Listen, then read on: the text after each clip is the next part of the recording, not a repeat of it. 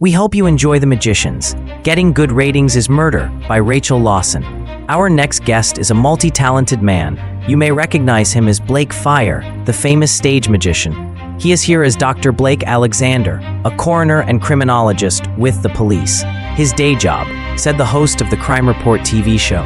On the stage walked a black-haired tall man in a blue suit and glasses. "Hello, Blake. Welcome to the Crime Report," the host John Taylor said to his guest. "Hi, John. I watch your show whenever I can. I am glad I could be on it," said Blake. "Nice to hear," John said. Blake smiled charmingly. "I would be in trouble with my wife if I didn't talk to you about your magic show," said John. Blake laughed. "How do you do your tricks?" asked John, half joking. "David Copperfield would kill me if I revealed the secrets of magic," Blake joked. John wondered why Blake was wearing glasses, as he never wore glasses on the stage as a magician. Blake pushed up his glasses, which weren't falling down. He was reading John's mind, a simple telepathy trick. Nothing hard for a sorcerer like Blake. "Do you and Max Starfire fight in real life like you do in your show?" John asked. Blake smiled. "No, not really, but he may disagree with me," Blake joked. "They fought like cats and dogs on stage and off, but were best of friends," John laughed. "I would like to get back to the reason I'm here, to discuss the motives of killers," said Blake seriously. "Yes, okay," said John smiling. "I would be fired if I didn't ask about the Necromancer. Why does he kill?" asked John. "He'd kill me if I told you," Blake said laughing. He knew the Necromancer was his son. "He is apparently a psychopathic killer who likes to kill," Blake said. "Yes, undoubtedly," John said. "He butchers his victims. He may like the publicity," said John. "No, killers seldom kill for ratings. Although I heard on an ad for 60 Minutes, a news show on another channel where one apparently did," Blake said seriously. "What happened in the case?" John asked. "I don't know. I missed the show. I work at night," Blake said. "Oh, wonder why they did it," said John. "To sell his show. Murder can be good for ratings, I suppose," Blake said. "I suppose so," said John. Days later, a man burst into the dressing room of his co-host Henry Jones. Hours later, in the same place. "Looks like a necromancer killing," said the sergeant of the local police, Simon Xander Drax. Blake was examining what was left of the body of Henry Jones. "No, I feel in my bones this is someone else. The man was a saint, according to Mortimer," Blake said, collecting a tooth from the mess, which was all that remained of Henry Jones.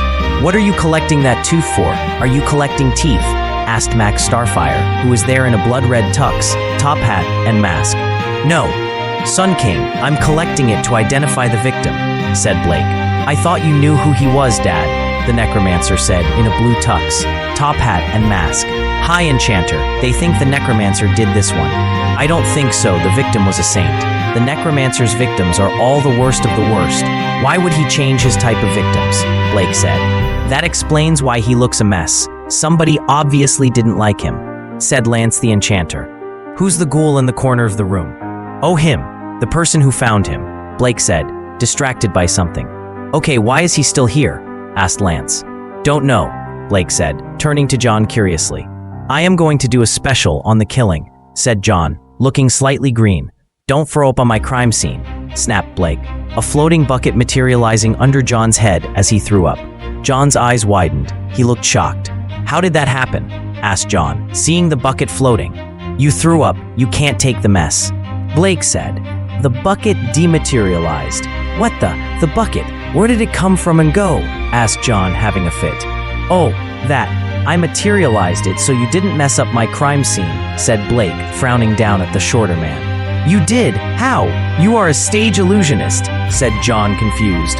"Maybe not just a mere illusionist," said Max, laughing. "Hey, it was just a bucket. I didn't bring anyone back from the dead," said Blake, exasperated. "Not today," Lance said and chuckled. Blake glared at his son and turned to John. "Get off my crime scene. You will ruin the evidence here," shouted Blake. "Okay, I'll leave," said John, looking put out by being kicked out of the room. Days later on the stage of the Crime Report, said John on the show, Dr. Blake Alexander, the coroner on the case of Henry Jones, the old host. Blake walked on the stage and sat in a host's chair. "Hi, John," said Blake. "Hi, Dr. Alexander," said John. "Blake is my name. Nobody calls me Dr. Alexander, not even the people at my hospital," Blake said. "Okay, Blake," said John. Read the teleprompter, the director said in their earphones. Blake cleared his throat. Henry was presumed murdered by the serial killer, the Necromancer. The police are looking for the killer now. Blake read. Later at Blake's house. Did the Necromancer kill Henry Jones or not? Blake asked the Necromancer. No. I was busy killing someone else at the time of the killing. You haven't found my victim yet, Lance said. Then, who killed the TV host then? Asked Blake. Don't know, Lance said, sighing. Must be someone he knew. Most murderers know their victims, said Blake. I'll keep an eye open. The killer may do something that may reveal himself. Hello, Blake. How have you been? Asked John, visiting the morgue at Blake's hospital. Why are you at the morgue? Said Blake, curiously. Just visiting my co-host. What's wrong with that? Asked John. We aren't friends, said Blake. Aw, you hurt me, Blake, said John. In the room walked an orderly. It's John Taylor. Wow, you are on the crime report. Everyone is talking about the death of your co-host, said the orderly, who turned to Blake. Hey, Dr. Death, someone died. You're needed. The orderly pushed a file in Blake's hands and wandered off. I hate that guy, said Blake. Dr. Death, said John. That's what they call me in this hospital, said Blake. I have to tell someone that someone else died. Why? Asked John. Because it's my job, Blake said. Your job? Said John in disbelief. Someone has to tell the families when someone dies, grumbled Blake. Mind if I tag along? Said John. Just don't speak to the relatives, said Blake. Okay, said John. They wandered off. Hello, you are here for Kyle Smith, said Blake, seeing a group of people who were thinking of a Kyle. He's dead, said Blake. We know that. He was murdered, said Kyle's wife. Blake opened the file and looked shocked. Oh my God, I'm so sorry. He was murdered last Tuesday night by the Necromancer, Blake said in horror. The same time as Henry. Oops, said John thoughtlessly. Blake turned on him, realizing the killer was John. Blake's skin paled. His eyes grew cold with anger. Come with me, John, said Blake, grabbing John's wrist, near breaking it. You're strong, said John, being dragged off into a large medicine ring. You killed him, Blake said accusingly. John saw a surgical knife and backed towards it.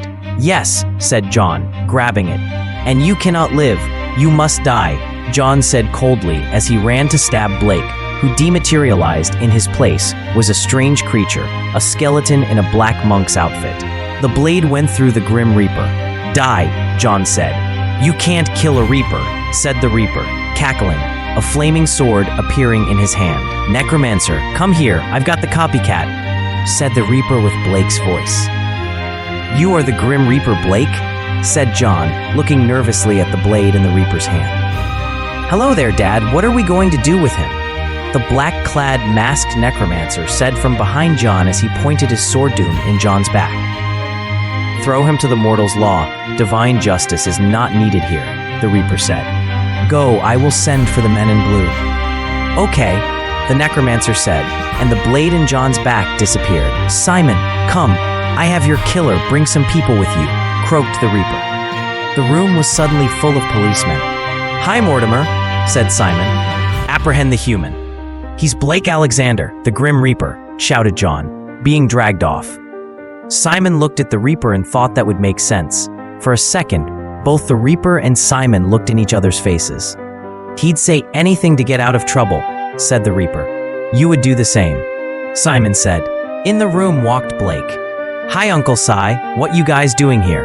Hi, Mortimer, Blake said. The Reaper sighed. Hi, friend Blake, said the Reaper, wondering who was Blake. In the Reaper's head, he heard Lance. I thought he may say something, so I came back as you. Lance heard in his head. Thank you.